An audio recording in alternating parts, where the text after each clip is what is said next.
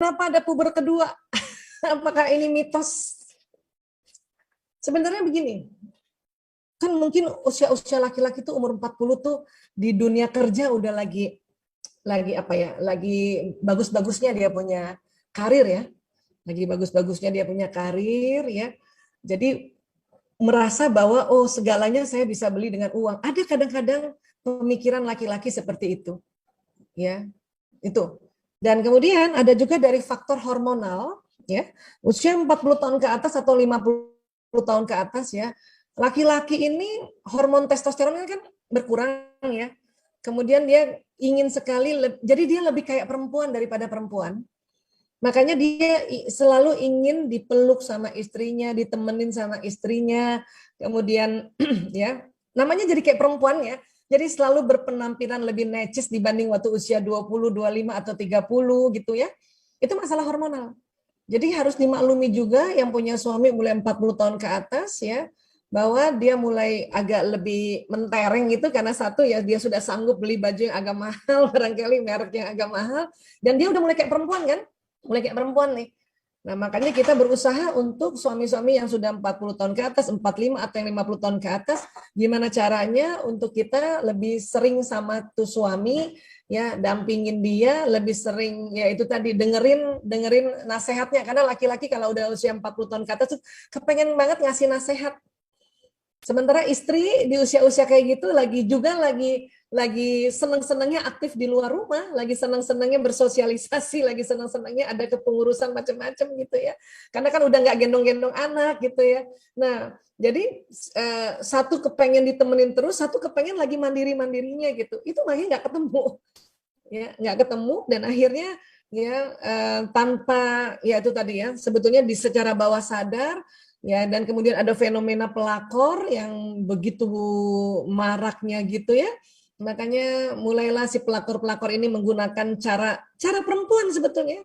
Ya, cara perempuan, suaranya yang manja-manja, suaranya yang merasa butuh dikasihani ya. Itu akhirnya si laki-laki itu karena melihat istrinya, oh istri saya lagi nggak butuh saya, istri saya sangat mandiri, istri saya yang sedang banyaknya bersosialisasi di luar, dia nggak butuh saya, akhirnya bisa kena sama pelakor itu gitu ya. Jadi sekali lagi kalau disebut mitos, ada yang bilang mitos, tapi kalau menurut saya itu karena fase hormonal dan juga fase lingkungan yang saat itu sedang berjayanya gitu.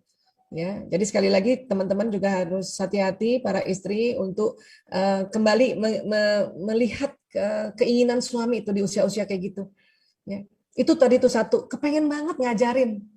Nah, pelakor-pelakor itu karena pengennya harta, waktu dikasih tahu sama laki-laki yang usia tuh, iya iya aja, iya mas, sok-sok gitu, iya iya, padahal niatnya emang buruk.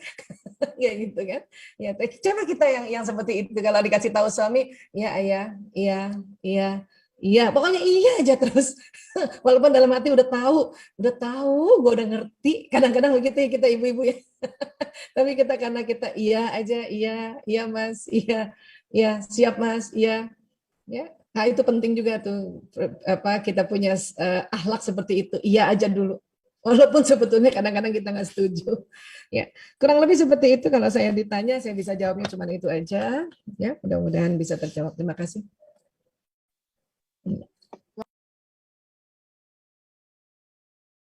Baik kemudian pelecehan dari bapak mertua ini berat ya berat banget ya memang kadang-kadang kita sering lihat baik di sinetron tapi ternyata ada ya.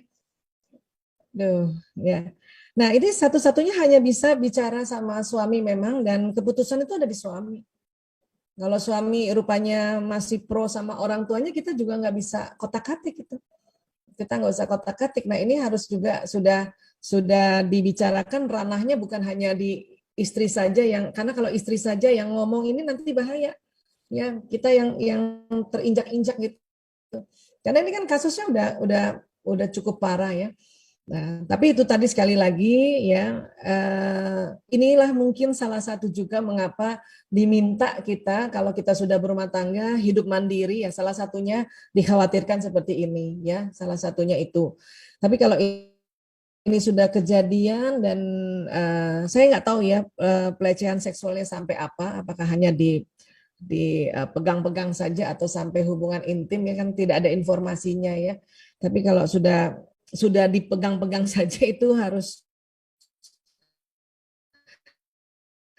dan sudah dilapor dan suami yang memutuskan. Karena ini harus suami yang memutuskan. Tapi saya yakin juga suami sakit kepala nih sebetulnya. Ya.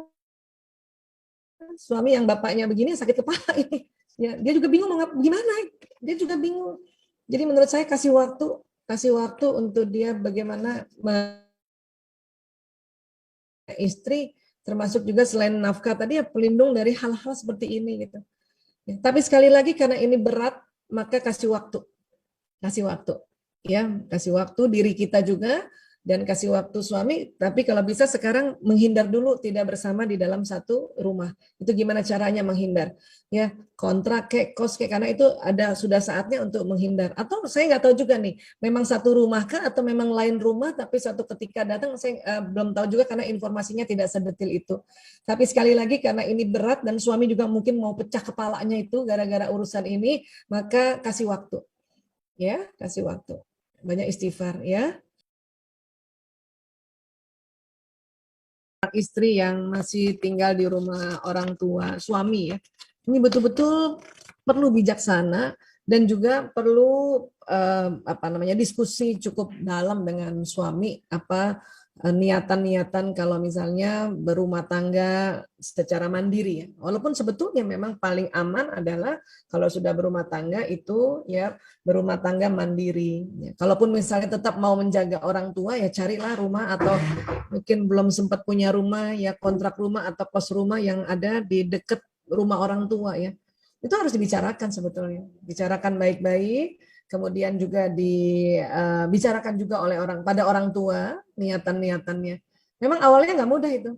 Nanti akan orang tua marah lah, orang tua merasa kamu tinggalkan saya, orang tua merasa seperti ya kok kayaknya kamu mau menjauhkan anak saya dengan saya, itu pasti ada. Tapi sekali lagi pada saat mertua mengatakan begitu, orang tuanya suami mengatakan begitu, tetap diam. Diam, selalu istighfar, doakan terus ya agar Allah memberikan petunjuk, agar orang tua mengerti. Kemudian sekali lagi kalaupun nanti sudah pindah rumah, janji untuk betul-betul sering datang.